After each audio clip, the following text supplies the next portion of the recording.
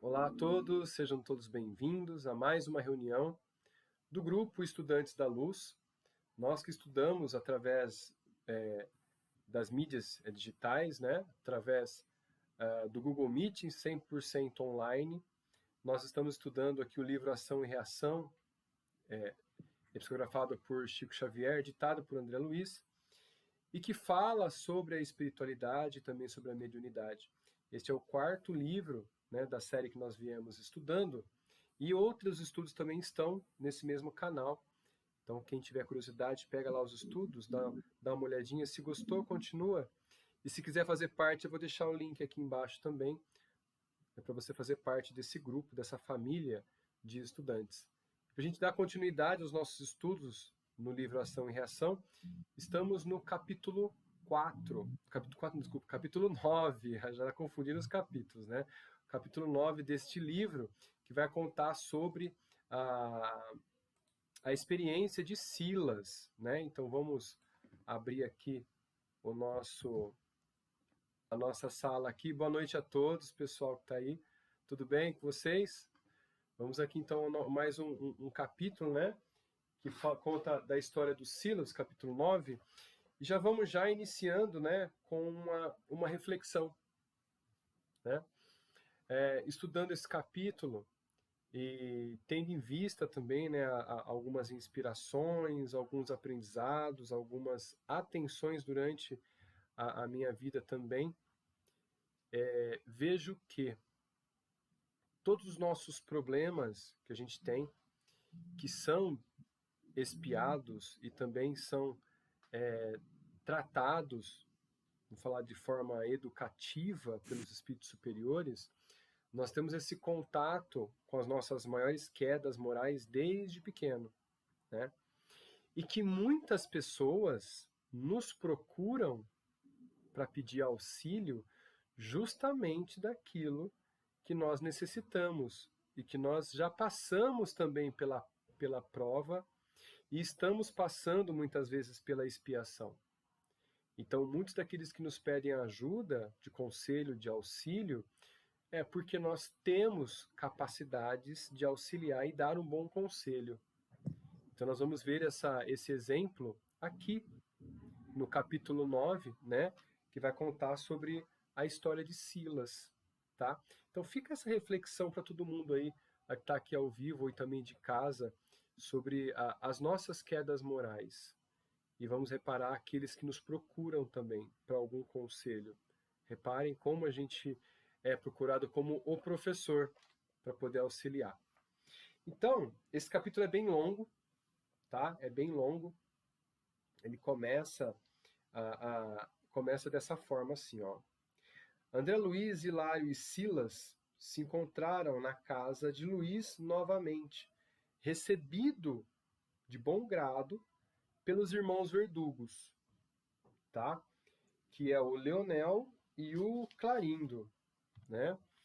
Então, ambos pediram, Leonel e Clarindo, pediram, né, para que eles possam falar um pouco mais sobre, né, a experiência deles, já que os dois observaram uma inteligência tão grande sobre Silas, né? E lá eles voltaram para poder aproveitar e tentar fazer com que o Leonel e o Clarindo pudessem pensar sobre suas ações.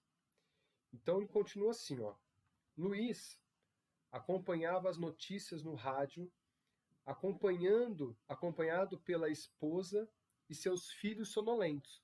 Então os filhos estavam ali próximo ali, a esposa estava acariciando eles próximo da hora de dormir, né, enquanto ele ouvia o noticiário sobre economia. Tá? Apontando Luiz, Leonel disse, né, este homem domina a família com derrotismo. Enxerga tudo cinza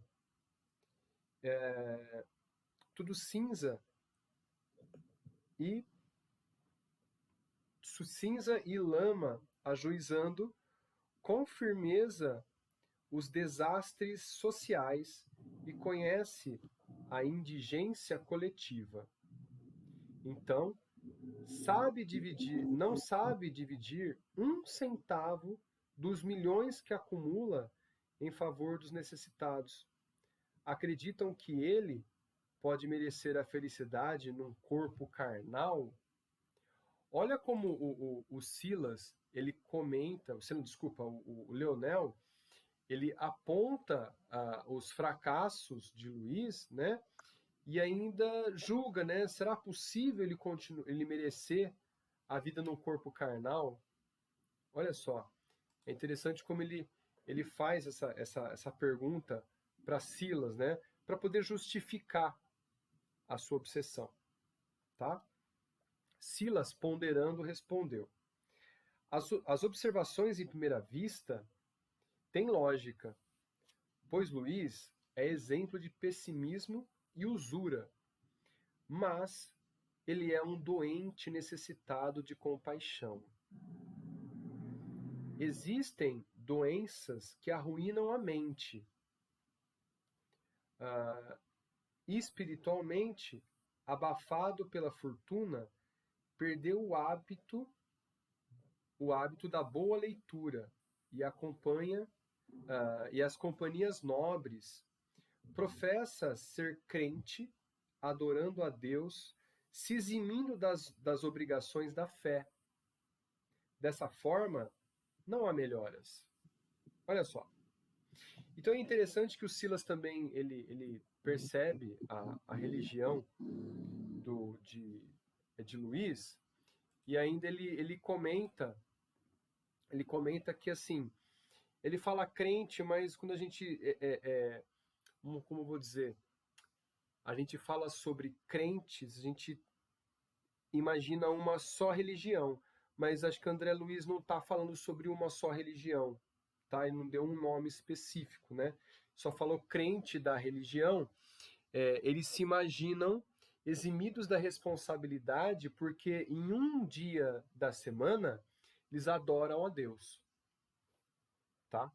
E justificando ali, tá bom? Clarindo e Leonel, atingidos no âmago, retrucam. Luís e o pai nos devem fortuna e a vida. Não está exatamente nessas palavras do livro, mas eu estou fazendo um resuminho para que a gente possa andar até chegar nas partes mais importantes, que é a fala de Silas contando sobre a vida, na última vida encarnada dele, tá bom? E aí Silas responde, né? Responde com uma pergunta. O que eles podem fazer então? Já que eles devem tanto, inclusive a vida e o dinheiro que foi usurpado aí, né, através de um assassinato, onde Antônio Olímpio cometeu, não foi nem Luís, foi Antônio Olímpio que cometeu, só que Antônio Olímpio desencarnou, e aí o Luís ficou com toda a fortuna do pai. Só que quando Antônio Olímpio assassinou os irmãos Leonel e Clarindo, eles se tornaram obsessor ferrenho de Antônio Olímpio. E agora estão obsediando o Luís, filho do Antônio Olímpio. Tá? E aí eles retrucam, né, o Silas. Eles hão de pagar. Então o Silas até concorda, né? Sim, é um verbo, né, que hão de pagar sim, tá? E continua. Como pode eles pagar nesse estado? Como podemos ressarcir um débito se nos retiram a possibilidade de resgate? Cristo disse: ajudai os vossos inimigos. Dessa forma, resgatamos os débitos com eles. Olha só,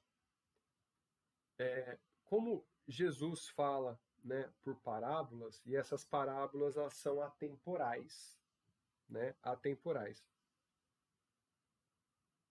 Elas não têm um tempo, elas vão servir durante milênios ainda, tá? Porque simplesmente ele fala sobre as leis universais do amor, da caridade e da fraternidade.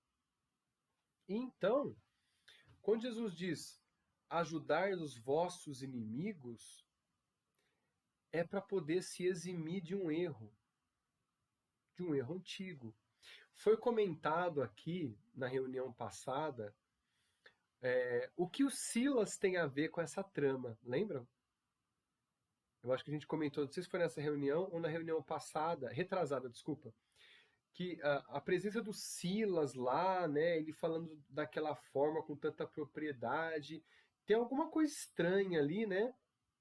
Parecia que não está se encaixando tanto, que poderia até ser o Silas algo do tipo responsável sobre algo, né? A gente comentou sobre isso, mas não foi bem isso, né? Eu acabei assim tendo uma visão um pouco errada. Olha só, o assistente com simpatia conquistada demonstrou superioridade moral. Então o Leonel e o Clarindo começaram a observar, e o Leonel disse: quais considerações? É um padre vamos falar assim, tentando nos modificar, nos renovar. Olha só. E aí o Silas disse: o que busco nessa confraternização que eles estão trocando experiências, né? É a minha própria renovação. A minha própria renovação. Então, esse detalhe é fundamental para a gente começar a tentar entender o que o Silas está fazendo ali. O Silas foi incumbido de tentar ajudar. E ele diz agora para o Clarindo e para o Leonel: eu busco a minha própria renovação. Olha só. Ô, Beto, pode falar, Beto, fica à vontade. Ô, Flaubert, só para contribuir, né? Nesse momento aí, né? O Silas, ele começa um jogo psicológico, né? Na verdade, ele está procurando a brecha para conseguir, porque ele fala que ele busca a própria renovação dele, mas essa renovação dele, ela vence no sentido dele ajudar esses verdugos a mudarem o caminho, né? Então, como ele não pode fazer uma abordagem direta, porque ele pode ser até expulso daí, ele começa um jogo psicológico, né, para tentar trazer eles, né? É isso mesmo, é isso mesmo. Tá tentando arrumar essa brecha aí, e o que assim, ó, agora pelo que eu vi, esse que tá tentando falar sobre a própria renovação, não sei, dá a impressão que ele tem alguma coisa no meio e que ele também não tem. É o que o livro vai trazer de tão interessante na história dele. Fala, Lu. Luciane quer falar, fica à vontade. Eu achei muito interessante a abordagem dele com os verdugos, que ele se fez ser admirado, ser querido, mas ele não mentiu um só momento. Sim. Tudo que ele falou para eles é verdade. Sim. Entendeu? Eles, se você olhar para o lado deles, parecia que você estava do lado deles. Uhum. Mas a gente analisando, ele só não aprofundou na verdade que ele estava querendo dizer, que ele deixou para posterior. É isso que eu achei interessante. Ele contou a verdade parcial para dar a entender que está do lado deles. Exatamente. Né? Então, na verdade, achei muito interessante que quando a gente aborda alguma coisa com o outro que é contrário a nós, e às vezes a gente é direto, não concordo com você, que tem outros meios de você fazer isso. Sim. Sem ferir o outro e talvez muito mais convincente do que o ataque direto, onde gera atritos. Exato. Então, eu achei muito interessante isso aí para ele, para que a gente tire para a gente na abordagem daqueles que discordam da gente. E quando sabidamente você está certo, porque isso enfurece, né? Então, eu trouxe isso para mim. Para mim, de tudo isso, foi o mais interessante que eu achei assim, para a minha vida, entendeu? Fantástico, né? E eu acho que, assim, vamos falar assim, é algo pessoal, tá? Eu acho que a mulher tem a inteligência de falar a verdade de forma diferente para não atacar. É verdade. A mulher tem mais um jeitinho, sabe assim, maternal de falar, dando aquele tapinha na cara, mas que a pessoa sente, opa, não fui ofendido, mas é verdade? Mas quando ela quer também, ela é mais ferina que um homem. Sim. Giane, pode falar, Giane, depois aí a Miriam comenta, tá? É só para ressaltar esse cuidado que ele tem, né? Porque ele não mente. Mas também ele não revela tudo, né? Sim. É como o Beto disse, ele fica procurando as brechinhas. Aí aqui no pé da página tem uma notinha que é bem isso, para se observar. Que ele diz assim, que o Cristo aconselhou, né? Ajudai aos vossos inimigos. Que, na verdade, a fala seria amai, né? Aos vossos inimigos. Então, ele fez essa troca porque ia dizer aqueles dois amai, né? E ia gerar um atrito. Eles não iam aceitar e ia gerar o atrito. Sim. E talvez fosse, por conta disso, fosse tudo por água abaixo. Então, assim, esse cuidado com as palavras, na hora certa, no momento exato, né? Para poder seguir. Sim, correto. Muito bom. Miriam? Boa noite a todos e Boa todas. noite. Esse nosso debate aqui sobre essa parte me trouxe assim, eu não sei se essa é a palavra certa, professor, você me ajuda a fazer uma analogia com a minha vida, com aquilo que aconteceu comigo. Com certeza, uma analogia, é isso mesmo. Debate aí que vocês estão fazendo, né? Que eu entendi que para eu poder chegar no outro, eu me colocar no lugar dele. Como? Eu passei por essa experiência. Eu sei o que você está passando. Eu passei por isso. E muitas pessoas não têm essa coragem de falar assim, eu errei também, sabe? Eu acho que essa é a melhor forma que a gente tem para a gente chegar no outro, para a gente tocar o outro e falar assim, olha, eu também errei, eu também fiz isso. E eu reconheço que estava errado. Não estava certa. O que as pessoas fazem que não têm essa coragem, o que elas fazem? Elas tentam fazer com que a gente carregue essa culpa do erro. E a gente não pode carregar a culpa do erro. Errou, está lá no passado.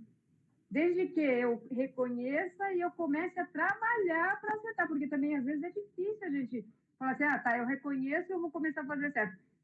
Tem coisas que eu não consigo fazer certo, mesmo sabendo que está errado. Mas é que nem o Beto colocou lá pra gente uma mensagem lá no chat, né? Ele colocou assim, eu não concordo com você, é o nosso orgulho gritando alto essa frase, né? Mesmo quando queremos ajudar. Essa passagem nos deixa uma grande lição. Exatamente. Aí a Luciane Volpato colocou embaixo assim, ó, com certeza, sou muito sincera e autoritária. Este trecho me deu uma grande lição e tentar lembrar no momento certo é uma meta. É isso mesmo. Porque é a paciência, tudo tem o seu momento correto, e a gente fazendo com que o orgulho fale mais alto, não vai levar a gente à melhora. Só vai esconder as nossas dificuldades ainda mais, né? Ainda mais, tá? Bom, e aí vamos continuando assim, ó. O que a Miriam comentou ali, né? Eu acho que vem muito de encontro com o que a gente acabou de comentar. O que o Silas tem a ver com isso? É essa parte. É a experiência. Ele não tem nada a ver com essa família, mas é a experiência que ele vai trazer. Então ele traz a fraternidade nos olhos, né? Na conversa com a autoridade moral, porque ele está lembrando de si. Ele tá sendo fraterno, entendendo os verdugos ali, né? Ele está entendendo tudo. Então ele continua assim, ó. Silas, né? Comentou, né? O que busco é a minha própria renovação. Ele continua. Seduzido pelo dinheiro, caí na última encarnação, fascinado pelo ouro. Deixei a renomada faculdade, depois que ele terminou, né? De medicina, me aproximando do meu pai, transformando-me em verdugo familiar, repudiado pela minha dominação. Para aumentar a fortuna, comecei pela crueldade até o crime. Olha só, até o crime. Abominei, desprezei os pobres e os fracos, e no medo de perder dinheiro, adotei a delinquência no meu caminho. Olha, é muito forte a gente imaginar um orientador de tamanha hierarquia assim moral, né? Comentar algo e foi nessa vida passada, foi recente. Imagine a reforma íntima e moral que ele passou para chegar nesse posto de auxílio. Olha só. E André Luiz pensava, né? Pensava se Silas se incriminava para regenerar os obsessores ou reportava a sua verdade. Sentindo que ambos estavam comovidos, pediu a todos a retirada do ambiente, pois preferia o altar da noite para evocar sua memória. Agora começa a fantástica trama. Quando eu falo fantástica mesmo, eu estou me referindo que assim, ó, parece cena de novela, né? Para quem leu aí o capítulo e estudou, é algo impressionante. Eu vou mudar aqui, vou compartilhar o nosso PDF, o nosso livro aqui, e vou mudar a nossa cena também. Vamos lá. Lá, pronto. Mudamos aqui. Deixa eu diminuir um pouquinho, deixa eu ver. Aqui tá bom. Tá ótimo. Então, olha só. E ele já começa assim, ó. Lá fora, as constelações resplendiam como lares pendentes da criação, e o vento perfumado corria célere, como quem se propunha transportar-nos a oração ou a palavra para a glória do céu. Incapaz de penetrar o verdadeiro sentido da inesperada atitude que o assistente vinha de assumir, notei-o efetivamente emocionado, qual se fixasse os olhos da alma em painéis distantes. Clarindo e Leonel, naturalmente dominados pela simpatia a se lhe irradiar do semblante, observavam-nos submissos. Aqui, eu acredito o que o Silas fez. O Silas, ele deixou o ambiente de dominação de Clarindo e Leonel, que era a casa, onde resplandecia a energia deles. Saindo deste ambiente, ele foi para um ambiente de natureza, um ambiente aberto. E ali, ele poderia colocar a intenção da sua energia envolvendo os dois. Deu para entender? Para que os dois pudessem assim sentir o que ele sentiu, para ser mais realista. Porque se pensamento cria e pensamento atinge a mente, né? Imagine uma memória sofrida, o que vai atingir. Aí eu retomo a quem gosta muito, e eu gosto pra caramba, gosto muito mesmo. Tem alguns solos de música, guitarra, saxofone, piano, que mais? Violão e até voz. Quando alguém canta uma música que vem lá do coração, a gente sente a energia do autor. E a gente vê as lágrimas. Muitas vezes, mas assim, ó, incontáveis vezes que eu já vi alguém cantando na TV, um solo, eu chorei. Parece que dá para sentir a emoção de quem estava produzindo isso aí. É muito interessante. Então eu acredito que isso por isso que o Silas tirou ele do ambiente doméstico de Luís e trouxe para fora. Então o Silas comentou assim, ó: tanto quanto posso abranger com a minha memória presente, lembro de que em minha última viagem pelos domínios da carne, desde a meninice, a parte infantil, né, de criança, me entreguei à paixão pelo dinheiro, o que hoje me confere a certeza de que, por muitas vezes, fui usuário terrível entre os homens da terra. Parou. Aquilo que foi comentado de início, o que os são procurados pelos problemas dos outros, nós já passamos. E possamos, assim, ajudar de alguma forma. Olha só, tá aqui que ele acabou de falar. Qual que é o maior apego de Leonel e Clarindo? O dinheiro. E está lá, vamos colocar assim, entre aspas, né? Um doutor que caiu pelo dinheiro. Ninguém melhor do que ele para poder falar sobre a situação, né?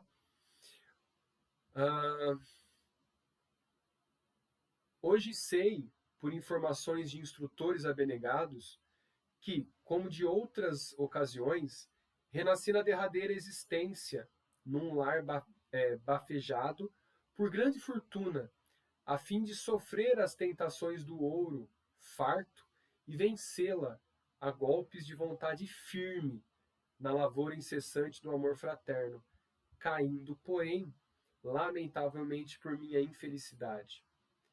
Era eu, o filho único de um homem probo, que herdara dos alvoengos consideráveis bens. Meu pai era um advogado correto, que por excesso de conforto não se dedicava aos mister da profissão, mas profundamente estudioso, vivia rodeado de livros raros, entre obrigações sociais que, de alguma sorte, lhe subtraíam a personalidade às cogitações da fé. Minha mãe, porém, era católica romana, de pensamento fervoroso e digno, e embora sem descer conosco a qualquer disputa na esfera devocional, tentava incluir-nos o dever da beneficência. Recordo-me, com tardio arrependimento, dos reiterados convites que nos dirigia, bondosa, para que lhe partilhássemos as tarefas de caridade cristã. Convites esses que meu pai e eu recusávamos, sem discrepância, encastelados em nossa irreverência enfatuada e risonha. Minha genitora cedo percebeu que meu pobre espírito trazia consigo o azinhavre da usura, reconhecendo que lhe seria extremamente difícil colaborar na renovação íntima de meu pai, homem já feito e desde a infância habituado à dominação financeira, concentrava em mim seus propósitos de elevação. Para isso, buscou estimular-me ao gosto pelos estudos de medicina, alegando que ao lado do sofrimento humano poderia eu encontrar as melhores oportunidades de auxílio ao próximo, tornando-me agradável a Deus, ainda que não me fosse possível entesourar os recursos da fé. Olha que interessante.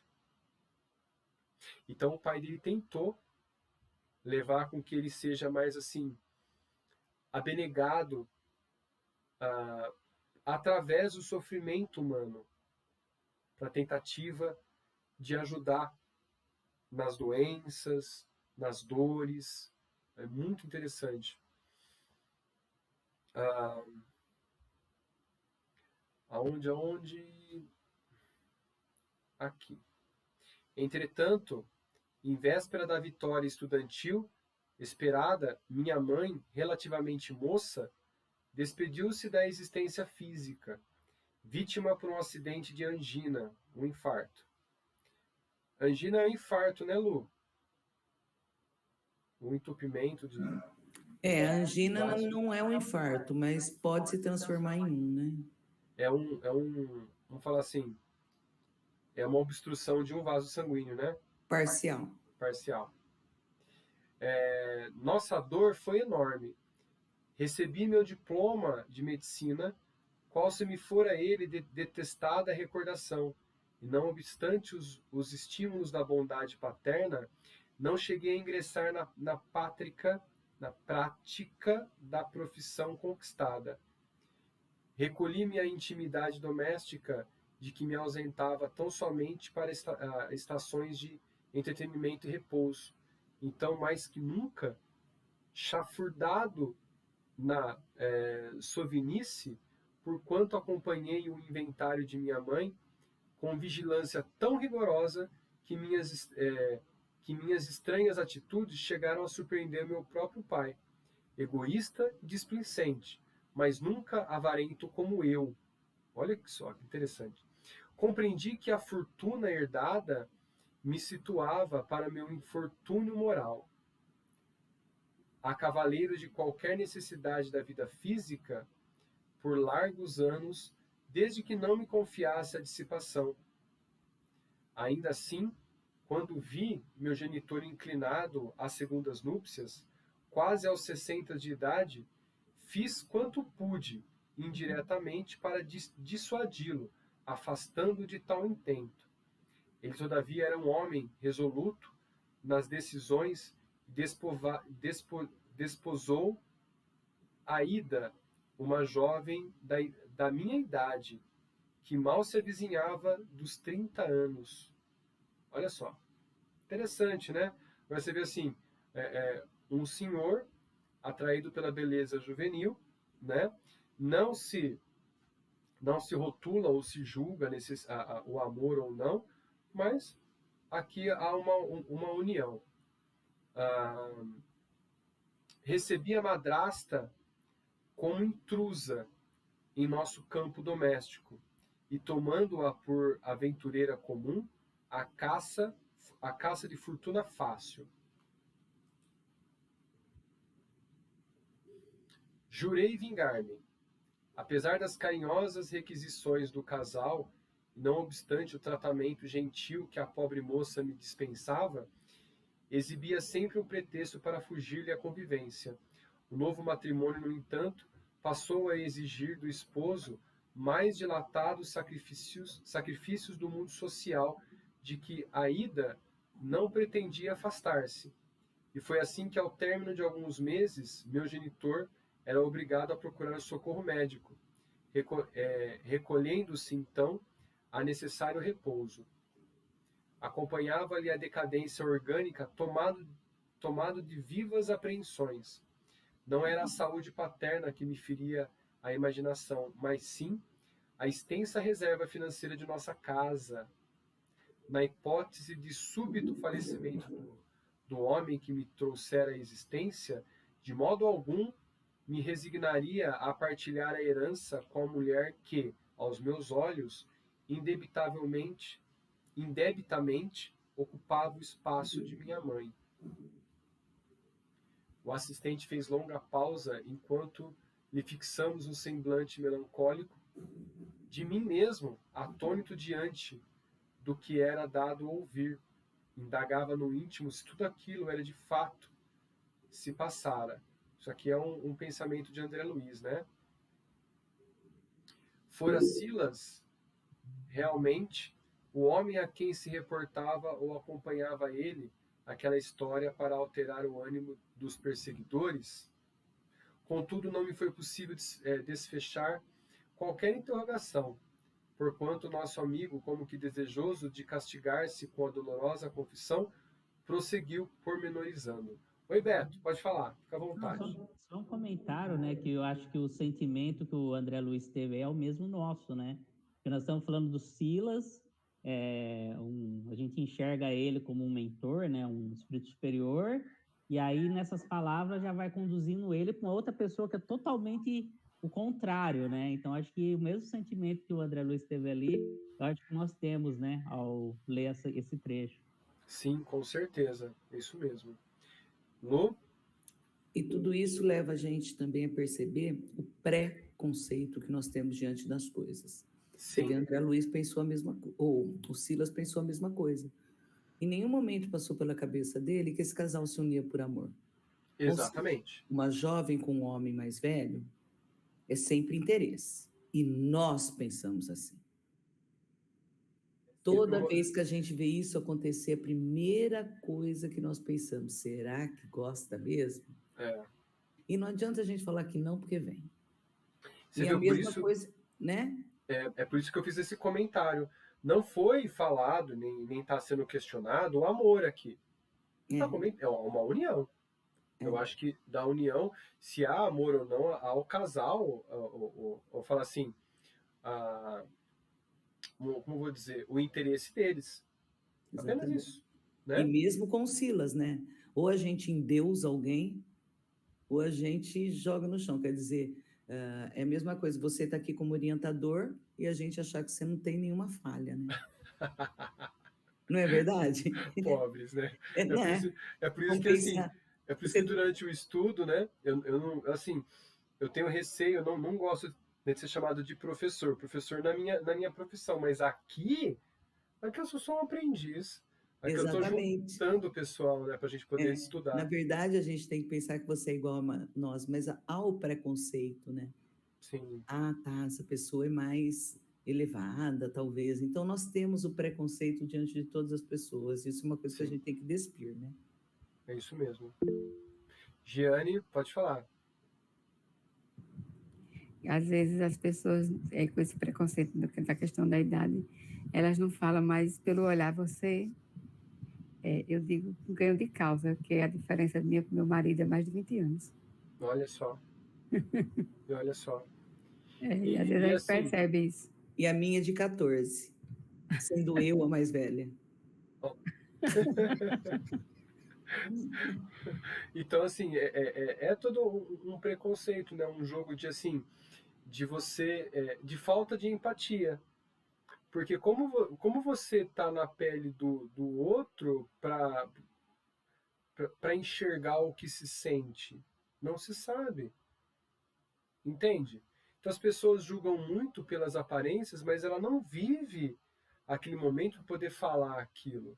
Acho que se cada uma sentisse realmente o que um casal assim sentisse, logo de cara já ia perceber, ia se sentir constrangido de pensar algo diferente, né?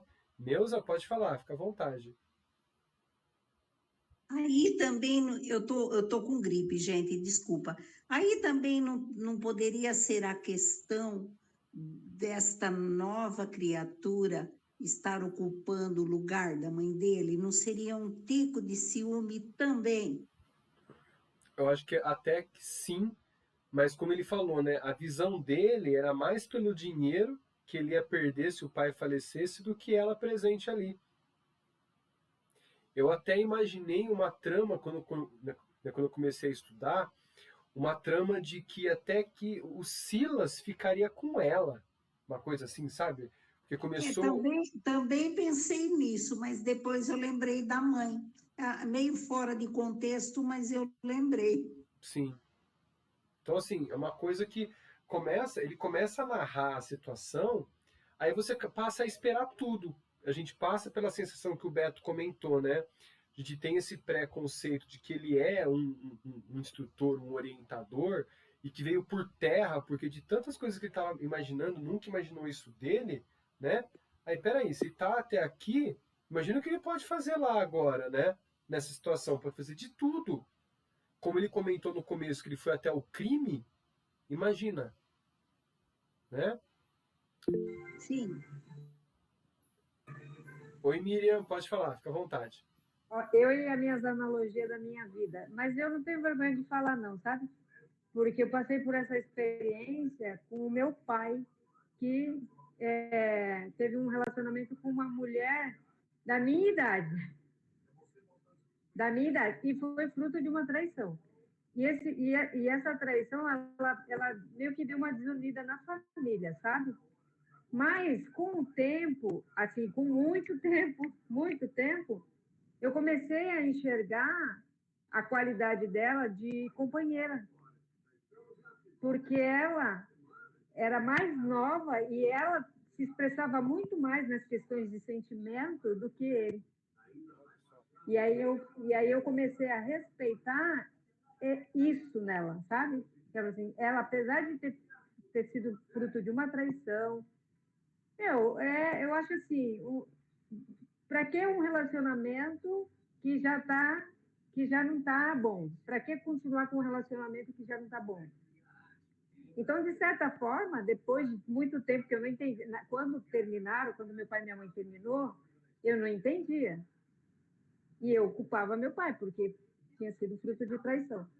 Mas depois de já velha, né?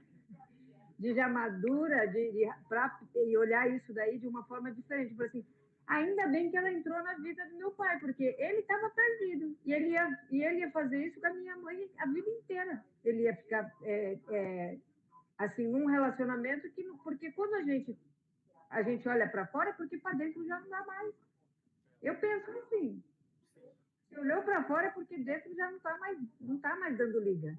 Entendeu? Aí depois eu comecei a pensar dessa forma, sabe? E eu penso assim também de uma forma que, assim, as pessoas buscam a felicidade e a gente não sabe o que passa na cabeça delas para poder buscar um desespero, assim, de não conseguir, de repente, sei lá, terminar um relacionamento por causa de N fatores. Nada justifica, mas a gente não sabe os medos e o que segura, os objetivos, e aí de repente acaba querendo ser feliz também, aí tem uma atitude um pouco, vamos falar assim, alucinada, acaba fazendo besteira, e tudo vem à frente, mas tudo vem à tona que é para dar um jeito na vida dos dois, sabe? Assim, é como eu sempre falo, eu sempre uso a natureza como exemplo.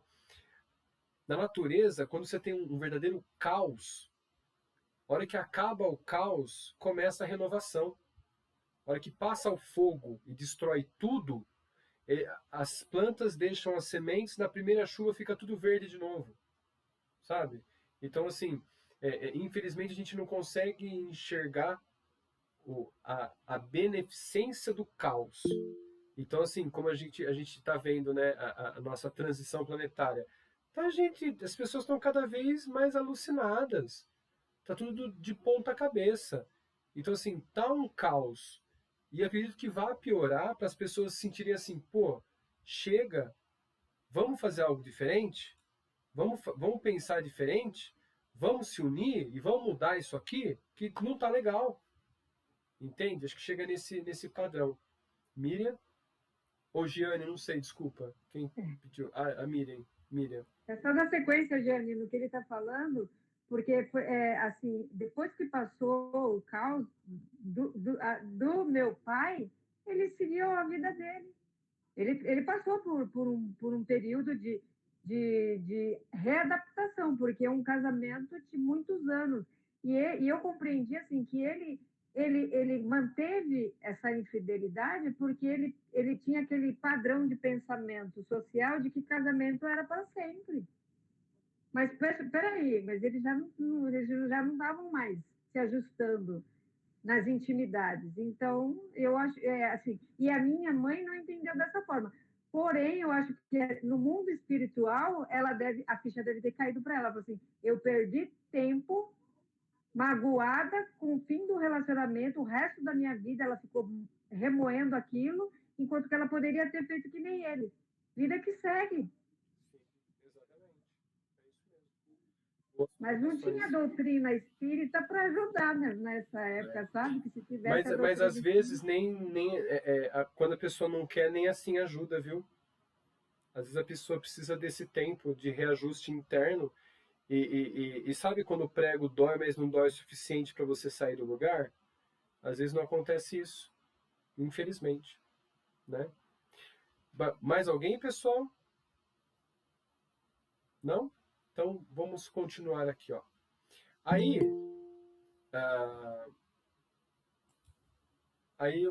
ainda o Silas continua, tá? Passei a arquitetar planos delituosos quanto à melhor maneira de alijar a ida de qualquer possibilidade de ingresso futuro no nosso patrimônio, sem melindrar meu pai doente. E nos projetos criminosos que me visitavam a cabeça, a própria morte da madrasta comparecia como solução. Olha isso. Entretanto, como supri-la sem causar maior sofrimento ao inferno que eu desejava conservar? Não seria aconselhável desmoralizá-la antes de tudo aos olhos dele, para que não padecesse qualquer saudade da mulher, condenada por mim à desvalia? Tramava no silêncio e na sombra, quando a ocasião esperada veio ao meu encontro. Convidado a comparecer com a esposa numa festividade pública, meu pai chamou-me e insistiu para que eu acompanhasse a ida, representando-lhe a autoridade. Pela primeira vez, acedi com prazer. Pretendia conhecer-lhe agora de mais perto as afeições. Funestos propósitos nasciam no meu crânio. Desse modo, durante alegre ágape, tomei contato com Armando, primo de minha madrasta, e que a cortejava em solteira.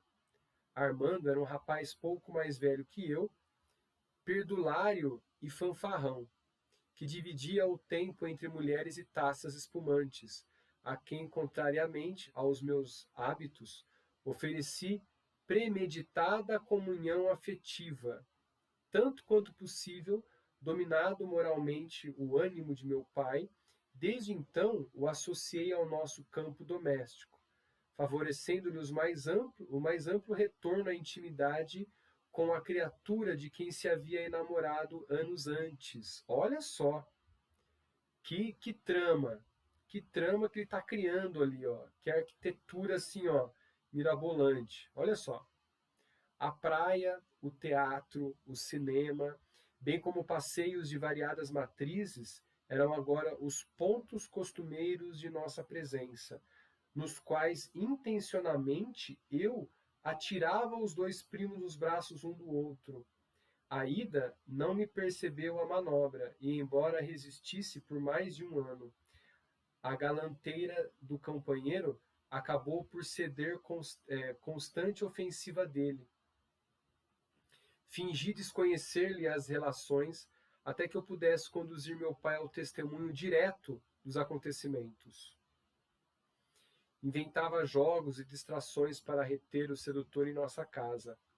Captei-lhe a confiança absoluta, de modo a usá-lo como peça importante em meu criminoso ardil, e certa noite, em que, cauteloso, aparentei completa ausência do nosso templo familiar, sabendo os amantes segregados em determinado aposento, contíguo ao meu, procurei meu pai em sua dependência de enfermo e, mascarando-me com a intensa dignidade ofendida, chamei os brios numa exposição sintética dos fatos. Lívido e trêmulo, o doente exigiu provas e nada mais fiz que conduzi-lo cambaleante até a porta do quarto, cujo fecho era próprio deixara enfraquecido. Olha só, ele mesmo enfraqueceu para que pudesse arrombar a porta. Bastou um empurrão mais forte, meu genitor desolado encontrou o flagrante que eu desejava. Armando, cínico, não obstante o desapontamento, afastou-se lépido, ciente de que não poderia esperar qualquer golpe grave de um sexagenário abatido. Minha madrasta, porém, profundamente ferida em seu amor próprio, dirigiu-lhe ao velho esposo acusações humilhantes, procurando seus aposentos particulares numa explosão de amargura. Completando a obra terrível a que me devotara, mostrei-me mais carinhoso com o enfermo, intimamente aniquilado. 2 semanas arrastaram-se pesadas para a nossa equipe familiar. Olha só, ele chama de equipe familiar. Enquanto Aida ocupava o leito assistida por 2 médicos de nossa confiança, que nem de longe nos conheciam a tragédia oculta, afagava meu pai com as lamentações e sugestões indiretas para que os bens de nossa casa fossem, na maioria, guardados em meu nome, já que o segundo matrimônio não poderia desfazer-se perante as autoridades legais. Prosseguia em minha faína delituosa quando minha madrasta apareceu morta. Os clínicos de nossa amizade positivaram um envenenamento fulminante e, constrangidos, notificaram ao meu pai: trata-se de um suicídio, de certo motivado pela insofrível neurastenia de que a doente se via objeto. Meu genitor estava mais sombrio nos aparatos funerais, contudo, em meus destruidores propósitos, regozijei-me, agora sim, a fortuna total de nossa casa passaria a pertencer-me. Minha satânica alegria, porém, durou muito pouco. Desde a morte da segunda mulher, meu pai acalmou-se para não mais se erguer. Acamou-se, desculpa. Debalde, médicos e padres, amigos, procuraram oferecer-lhe melhoras e consolações. Ao fim de 2 meses, meu pai, que nunca mais sorriu, entrou em doloroso agonia, na qual, através de confidência entrecortada de lágrimas, me confessou haver envenenado Aida. Olha só, ele mesmo envenenou, administrando violento tóxico no calmante habitual. Isso, no entanto, assegurava-me vencido. Impunha-me também a morte, de vez que não conseguia perdoar a si mesmo, passando a carregar consigo um fardo de remorso constante e intolerável. Pela primeira vez, minha consciência doeu fundo. O apego aos bens da carne arrastava-me a vida. O velho querido morreu nos meus braços, crendo que meus soluços de arrependimento fossem prantos de dor, pranto de amor. Eu acho que é melhor a gente parar por aqui. Deixa eu dar uma olhadinha aqui.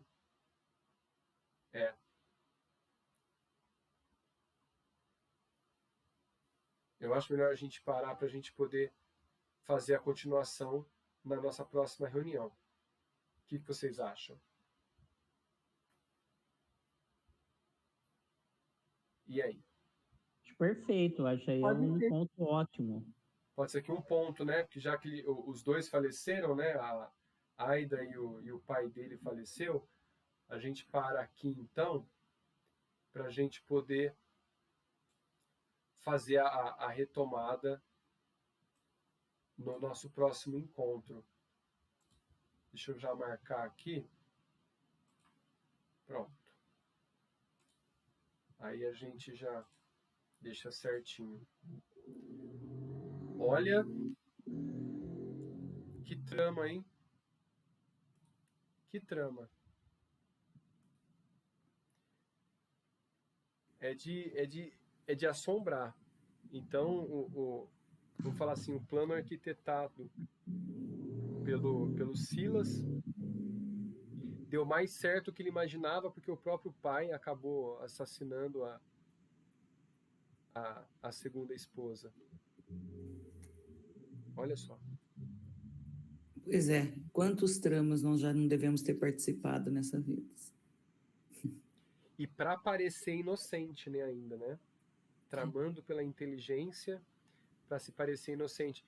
E muitos, como era um planeta de prova e expiação, deixou-se passar, trazendo a expiação naquele momento, mas continuando nas próximas vidas que nós passamos.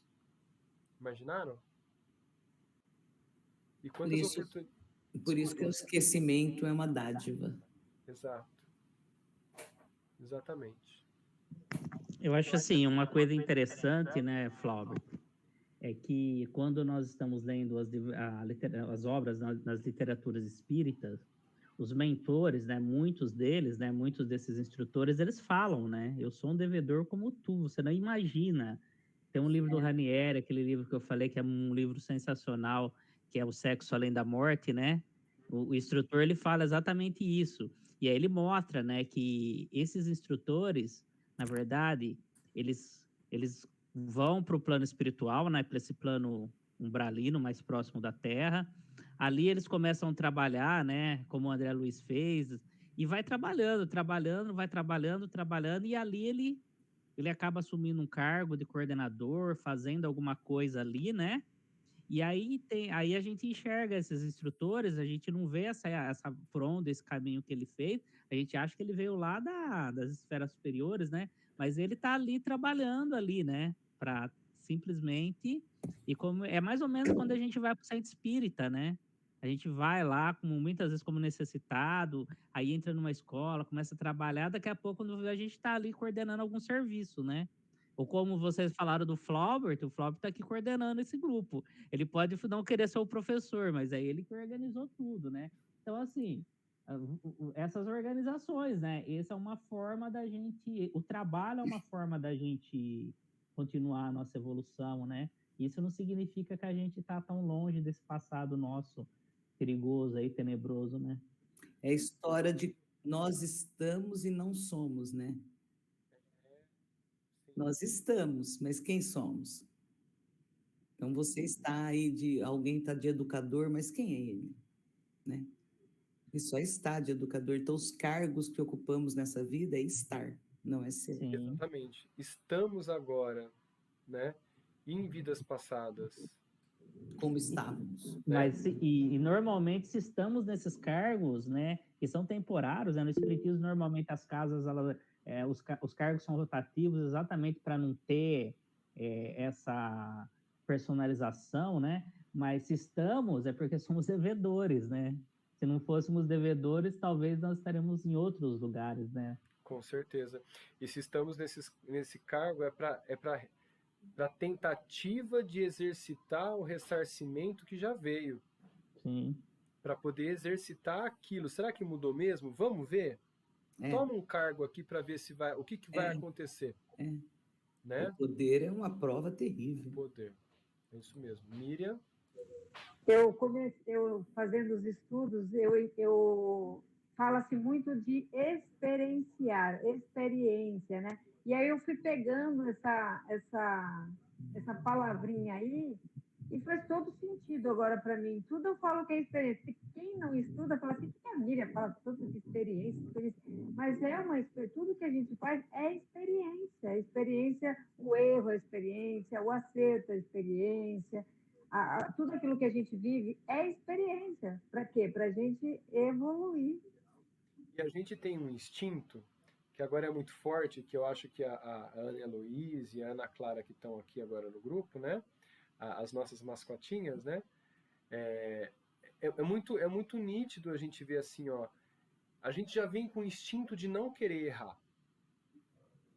E de que quando erra na escola ou coisa assim, a própria pessoa não aceita o seu erro. Não de alguma coisa de ruim. Não, a pessoa não aceita errar. Ela quer sempre tirar um 10, porque ela não aceita errar. E até quando ela se compreende que ela pode errar e que o erro é educativo para que ela estude mais e acerte mais e ganhe e aumente seu conhecimento, porque o erro aumenta mais conhecimento do que o próprio acerto, porque faz refletir. Olha que interessante. Então, assim, aí começa a pensar e começa a usar, vamos falar assim, vestir a profissão de estudante com melhor qualidade, né? Miriam? E tem os transtornos também, né, professor? Porque os transtornos, eles atrapalham muito. Por exemplo, o perfeccionalismo, eu acho que é um transtorno. Né? A pessoa que é muito... que quer tudo perfeitinho ali. É um transtorno. É tóxico. Né? Isso daí Perfeccionismo. É terrível, né? A gente não quer errar, né? Mas difícil. Não tem jeito, porque para a gente aprender, por exemplo, a gente erra. Muito. E para aprender, às vezes, para te doutrinar, você tem que ser na dor, né? É isso mesmo.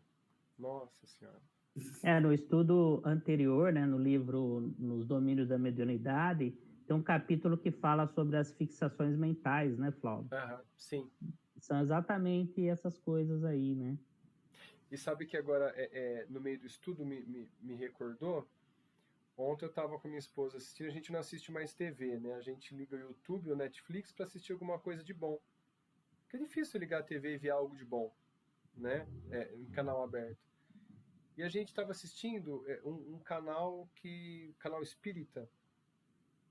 Ele é esqueci o nome é um professor também. É um professor. Eu não vou recordar o nome dele. e ele estava lendo uma carta psicografada pela Dercy Gonçalves.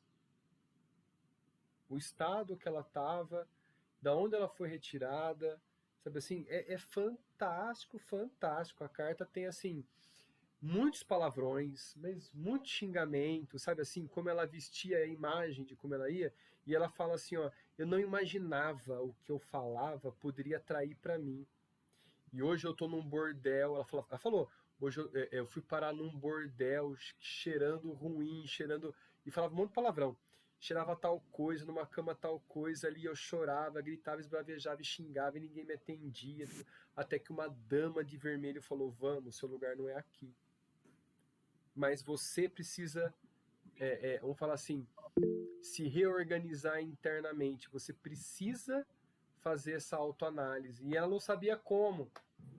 E chamava e xingava essa dama de vermelho de novo, né? Eu vou deixar o link lá no grupo para a gente poder ter esse acesso. Flaubert, Oi, Emília. eu vi hoje esse no YouTube, eu vi hoje, viu? Quem quiser pode entrar no YouTube que vê o depoimento dela. Uma interessante, né? Eu comi lagosta com Dercy Gonçalves. Hã? Eu comi lagosta com Dercy Gonçalves. Foi a primeira vez que eu experimentei lagosta. E ela queria esse prato. Ela falou assim, não, eu quero... Porque era um show que ela ia dar em Santos e eu fui filmar, né? Que lá em Santos eu trabalhava com audiovisual, né? Filmava festa, eventos. E a primeira vez que eu comi lagosta, porque foi um prato que ela exigiu. Ela falou assim, eu quero comer lagosta. E todo mundo da equipe comeu lagosta junto com o Dercy Gonçalves. A gente riu bastante com ela. Nessa carta, ela diz assim, que ela já está regenerada, mas ela usava os palavrões para ter prova que era ela mesma, né? Exatamente. E assim, ó, e é tão verdade isso que a Miriam falou, de que ela fez toda a equipe comer, porque essa matrona de vermelho que ela fala, né, chegou a falar assim, o seu coração é puro, só que você veste uma máscara para chamar atenção. E aí tá a prova, ela fez todo mundo da equipe comer lagosta, imagina. Olha só. Que delícia. Então assim, é um coração grande, queria eu ser o faxineiro ali. Pois é, que coisa mais boa. Com alguém pagando, então.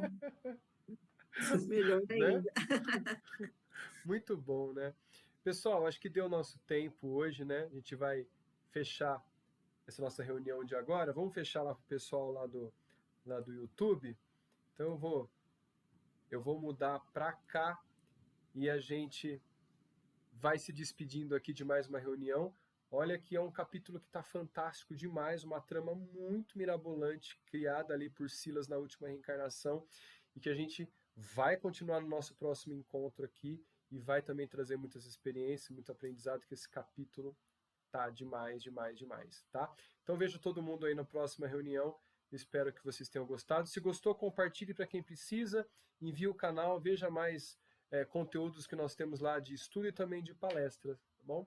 A gente se vê na próxima, até mais.